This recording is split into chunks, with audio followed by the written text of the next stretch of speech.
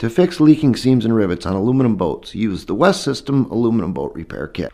The kit includes 4 ounces of G-Flex resin, 4 ounces of G-Flex hardener, neoprene gloves, 2 mixing sticks, 2 syringes, 2 mixing cups, 406 adhesive filler, and detailed instructions. Additional tools: denatured alcohol, propane torch, a wire brush, and a marker.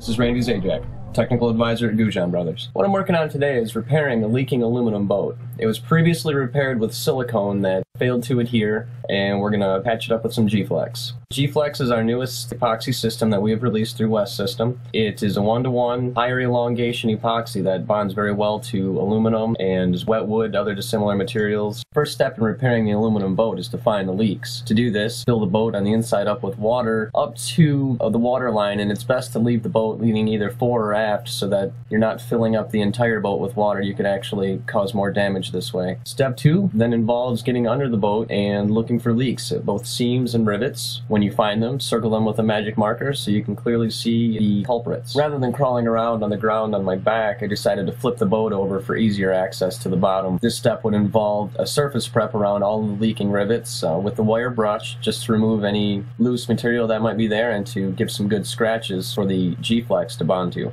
Step 4 is to give a good solvent wipe to the surface to remove any contamination that might be left before bonding. Step 5 is mix up our new product G-Flex. It's a 1-to-1 system, has a viscosity around honey, and it's a little bit thicker at the temperatures we're working at today in the upper 50s. Working time at these temperatures is going to be close to an hour once we fill up our 12cc syringe. Step 6 is the actual repair. You will do one rivet at a time and use a propane torch or other heat source such as that to dry off the surface and force out any water. The next step is to actually apply the G-Flex with a syringe to the heated surface. You will use the heat gun to both get it to flow out, get it to stay in any position you might be working overhead, and cure a little faster or gel up so you can move on to the next one without drips. It's best to let the G-Flex fully cure before actually doing a water test. Now, that depends on how far you've actually cured it with the heat gun. In some cases, within an hour, you're ready to go back in the water as soon as the repair is done if you fully cured the G-Flex with the heat. Otherwise, if you're waiting for it to cure on its own at the ambient temperature, give it at least 12 hours.